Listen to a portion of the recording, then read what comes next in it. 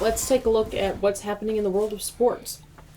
As many of you, I'm sure, have already seen and heard, safety Damar Hamlin collapsed during the Buffalo Bills versus Cincinnati Bengals game Monday evening. He suffered cardiac arrest in the first quarter of the game after tackling a Bengals player. He stood, then immediately collapsed. This was quite a dramatic event.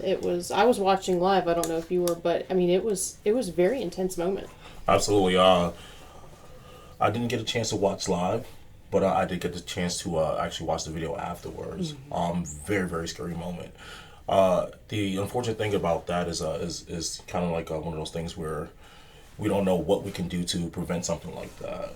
You know, when you have people who are playing the sport who may have pre-existing conditions, anything can happen. Sure. You know, so our hearts and our praise do go out to the gentleman and his family. But we do hope to hear some good news. I mean, have you heard an update or anything like that? Last I heard, he was still in an induced coma in the hospital. They were giving, I guess, time for his body to heal. There is a legitimate health event that can occur if you take a blow to the chest at a certain moment in your heart's rhythm. Right. It can stop your heart. Wow. And so if you watch that video, he came in and it was a very torso heavy tackle. I mean, right. it was very much him hitting the other player with his chest.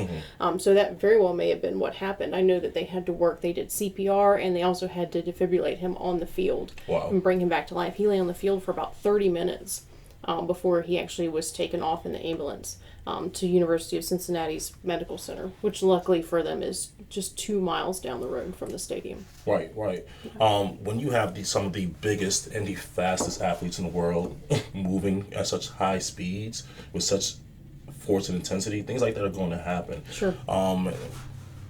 What do we do to prevent things like this from happening? You probably can't do very much. You know, I think that the organization, I guess the NFL is taking time and hours and money to try their very best to protect these athletes, you know, because it's a very, very physical sport. Sure. But again, there's just some things you can't prevent, you know. Right. But I do think that a good idea would be to probably have these people participate in physicals prior to the season starting. You know, that's something that we did as kids in high school, you know. But I've done some research and I haven't found anything anywhere where they say, hey, look, our athletes are actually participating in physicals, because again, although you are right, things can happen. Sure. But you know, people have pre-existing conditions, and that the team isn't privy to. There's a much likely or higher chance that someone could get seriously hurt or injured. Sure. You know? Sure. I do. Do you think that would actually have prevented what just happened? Because it seems like a freak event. So, right. You know, this seems like a pretty common thing in society that A happens, so we do B, which is unrelated to preventing A. Right. I do think this could be an outlier situation. But again, we don't have all the facts, or we don't have all the information. This is just, you know, me speculating, as I'm sure most people are speculating as well. But the goal is to do whatever we can to protect these athletes that are out there sacrificing their bodies for most of our entertainment. Oh, I saw an interview with a former Players Association president. He was president from 2012 to 2014, something like that. And I felt that his take on it took the focus off of Damar Hamlin and his health, and focused on, you know, we need to be paying these players more because they're risking their life. But I felt it was almost an unrealistic perspective, because the way that his argument came across, it sounded, the end result to me, if you did what he said, would be to ultimately eliminate football. Right. From our national sports. And a lot of people probably have called for that, or at least changing the game in significant ways. I don't think that is even a realistic conversation to have. People make way too much money over football. People watch way too much football for that to even be an option. Eliminating football? Absolutely. Oh, I agree. I don't think that would be what would actually happen realistically. I think that, but when you argue you're right. People are going to get hurt playing football because it is a very physical sport. Right. You literally throw yourself at other people. That's a primary component of the sport. Right. You throw yourself on the ground, you throw yourself at other people, you're going to get hurt most likely. Okay. In some way, shape, or form. If every time somebody gets hurt or significantly hurt, in this case it's kind of unprecedented, but if all we do is say we're going to throw more money at the players, it's going to reach a cap where Right. people are saying, we can't justify any more money at this point. Right. Because at one point they played for less money with the same Even risks. for free. Even for free.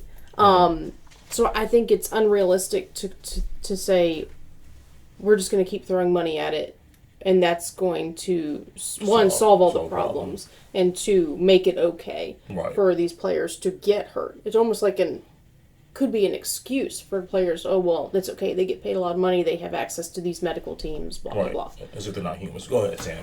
Question. So why do we treat football so different than a lot of the other violent extreme sports? People die in surfing pretty routinely, especially big wave surfing. Before they opened up Mount Everest to commercial expeditions, 1 out of 4 professional mountaineers died climbing Mount Everest. But there's no talk of banning any of that. So I wonder if it's because football is so ubiquitous in our culture that we're hypersensitive to this kind of thing, because contact sports, extreme sports, people voluntarily do it, but it's inherently completely dangerous. Absolutely. And it's their choice. I see what you're saying, but I also think the difference is with football, you have younger and younger kids playing football, and so people are looking at it as it's impacting children too. My teenager could get injured before they're even an adult in our society's terms. You don't see 12-year-olds climbing Mount Everest, or some extreme sports, yes, but it's rarer than the kids who are playing football. So I think a lot of it stems from parents who are saying, well, my kid's a fan and he wants to play football, but I don't want my kid to get hurt. I think the bigger piece there is the money, in all honesty. Capitalist society, right? Again, colleges, even high schools, and not to talk of the NFL stockholders, make a lot of money in this industry. I think that's going to be that's the biggest reason. I don't know if many people even watch extreme surfing or people climbing mountains. I don't. Hard to watch that on TV. Absolutely. ESPN Mountaineering Channel. That's completely fascinating. Right. I believe it. But most Americans aren't into that, right? So I doubt that it brings nearly the same amount of money as football would bring. Sure. So if we're calling for the cancellation of football, we're calling for the cancellation of so many people's well-being in terms of like the kind of money they make off of it, or I guess financially, physically, whatever the case might be. Sure. But I don't necessarily agree with throwing more money at it. Like that, we have people who are literally like people who are actually risking their lives, right, in Afghanistan. If we're throwing money somewhere, let's place it there. Our armed forces, right, things like that. Our first responders. There we go. Firemen. They're risking a lot. Absolutely. Not just for entertainment, but, for other people's well-being. And I will go, I don't think that all football players or professional sports team members are doing it for entertainment. I think that they're very passionate about the game. You have to be to go that far. Absolutely. So. All right, looking back at the past week, rundown of a few games. The Vikings versus the Packers. The Packers defeated the Vikings 41-17. The Vikings got stomped. They sure did. The Vikings got completely stomped by Aaron Rodgers and company. Yeah. That just was an amazing game. I don't know if anybody watched that, but that was an interesting game to watch. Browns versus Commanders was a surprising game. The Browns beat the Commanders 24-10 in probably an unexpected loss, I would say. I think a lot of people expected the Commanders. Well, the coach certainly did. It was New Year's Day game, and that ultimately lost the Commanders their shot at the playoffs because their loss to the Browns combined with the Packers winning and the Lions winning lost them mathematically their shot at the playoffs. Well, we're talking about the Browns versus the Commanders game. That's kind of like talking about which dog pile of poop you want to step in. They're both very bad teams. So whether or not they made it to the playoffs or not, I don't think would have made a very, very big difference for them. Just go to the playoffs just to lose. Whatever, you'll be fine. Come back next year. I guess at least they can say they made it to the playoffs. No one wants to see a team called the Commanders play anything. Let's start there. Your name is terrible. Right? Starting up this conversation. Of all the names on planet Earth. Of all the names. I was a fan. If they had to change the name, I was a fan of the Red Hawks. It kept a little bit of the similar name, and also they could have carried the feathers from the logo over into the Red Hawk. Look at you. I've been saying that for a while. Or in the military sphere, go to the top. Go field marshals. Okay, I named my son Field Marshal. That sucks less. Field marshals versus the commanders. Anyway, they play on a field. I like it more than the Commanders. Commanders are like mid tier. Let's talk about worse than the name of the team is the team. Is the new tagline. It used to be "Hail to the Redskins." HTTR. Everyone #HTTR. Okay. Take command. Very, very. I don't even have a word or term for that. Bad. Bad. It's bad. It's very bad. It's the advice I give kitchen managers. Yeah. Say it again. Take what? Take command. #take command. And that's a real thing. That is their official hashtag. Yes, their catchphrase, so to speak. I think I still know people who refer, like actual fans still refer to them as the football team. Yeah. The Washington football team. I know a lot of people who said they like that name better. The Washington football team. They like that better than the Commanders. Yeah. Super meta. Yep. The Washington butt wipers is better. I like anything is better. Ouch. But whatever. Thank you for that. Let's take a quick rundown. I don't know if y'all paid attention to all these details. So Taylor Heineke started the team's Christmas Eve game against the 49ers, and it was a 37-20 loss for Washington. So Heineke did not start against the Browns on Sunday. Okay. Instead, head coach Ron Rivera opted for Carson Wentz to start the game. He had He threw 3 interceptions during the game. One of them was at the very end of the game. The first 2 were closer to the beginning of the game. But it does raise the question of why did Rivera choose not to pull Wentz out of the game after the second interception and put Heineke in? At that point, you have to do something. And he chose not to do anything. I mean, well, again, if you're going to lose, like, whatever. Well, but see, all right, so in the post-game interview, this kind of went viral. I don't know if y'all saw it. The coach, Ron Rivera, was asked by a reporter about them losing that shot at the playoffs. And his response, I kid you not, his response to the reporters was, we can be eliminated? We took command. He said, we can be eliminated. And some people have said to me, well, he was being sarcastic. He's a very dry, sarcastic person. But, I watched the clip. He goes, we can be eliminated?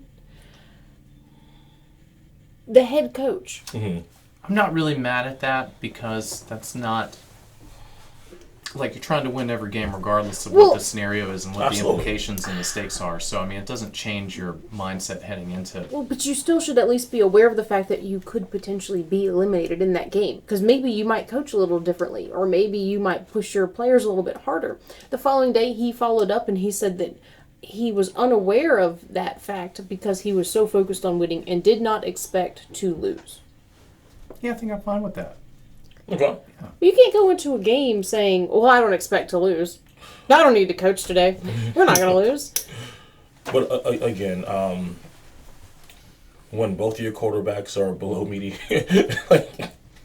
they're like below average quarterbacks. But Heineke brought them back a little bit. I'm not saying he's the greatest quarterback. Obviously, he's not. He's nowhere close to a Tom Brady or an Aaron Rodgers. But he was bringing them back after Wentz went out. So you have to take that into account too. He's not used to being a starting quarterback, but he was doing pretty good at uniting his team and brought them back a little bit from their disastrous start to the season. Okay. But then it all has fallen apart, and now these comments are leaving fans wondering, is this a player problem or is this a coaching problem? It's a little bit of both. Yeah, I would what's say- good here? What's good here, you know? Well, it's not the team name. We all agree on that, correct? I think that's where it started. As soon as they named the team, it's all downhill from there. I don't know if anyone wants to coach for a team named the Commanders. They even play for a team named the Commanders. Well, how about the was it the Cleveland Indians, who are now the Guardians of the Galaxy? No, I'm just kidding. I like it. Still better than the Commanders. The Guardians of the Galaxy. I've We'll been just to start. Cleveland. It's not the Galaxy. I love it. Guardians All right. of the landfill.